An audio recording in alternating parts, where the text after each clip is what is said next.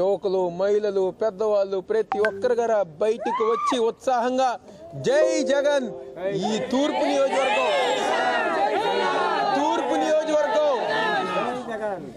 నియోజకవర్గం మాదే మనదే అని చెప్పని ఒక నినాదంతో ఈరోజు ఎంతో ఉత్సాహంగా జరిగింది. ఎటువంటి సందేహం లేదు, రాబోయే 20 రోజులు గారా ఇదే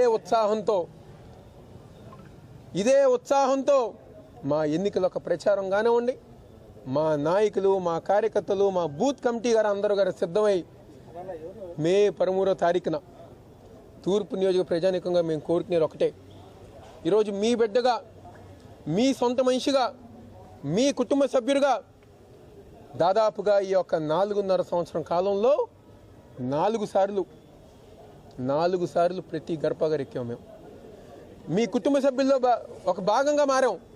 మీకు ఏ చిన్న కష్టం వచ్చినా, ఏ ఇబ్బంది వచ్చినా ప్రతిసారి కూడా మేము అండగా ఉన్నాం. అర్ధరాత్రి పూట ఫకీర్గూడెంలో ఫైర్ యాక్సిడెంట్ అవుతే ఆ రోజు వెళ్తాం జరిగింది. కొండ ప్రాంతంలో ఇబ్బంది వస్తే ఎంత వర్షం అయినా, ఎంత ఇదైనా వెళ్తాం జరిగింది. కృష్ణలంక కరకట్ట ప్రాంతంలో వరద వచ్చి మునిగితే అయినా మీ కుటుంబ సభ్యుడిగా ఏ రోజు గారు ఇంట్లో కూర్చోాల. కరోనా వచ్చిన స్థానిక శాసనసభ్యుడు, మాజీ శాసనసభ్యుడు ఇంట్లో కూర్చుంటే, కానీ మేము ప్రజలకు అండగా ఉండాలి.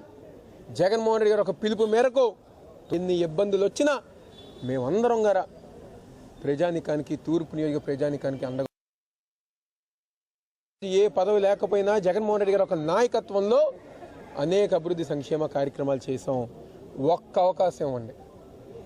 మీ ద్వారా ఈరోజు ఒక నామినేషన్ ఇచ్చిన సందర్భంగా తూర్పు నియోజక ప్రజానికాన్ని మేము కోరుకునేది ఒకటే, ఒక్క అవకాశం ఇవ్వండి. ఈ నియోజకవర్గంలో రాబోయే 5 సంవత్సరాలు గారా జగన్మోహన్ రెడ్డి గారు ఒక నాయకత్వం, ఎందుకంటే ఎటువంటి సందేహం లేదు, మళ్ళీ రాష్ట్ర ముఖ్యమంత్రి జగన్మోహన్ రెడ్డి గారు ఒక నాయకత్వంలో ఏ విధంగా అయితే అభివృద్ధి సంక్షేమ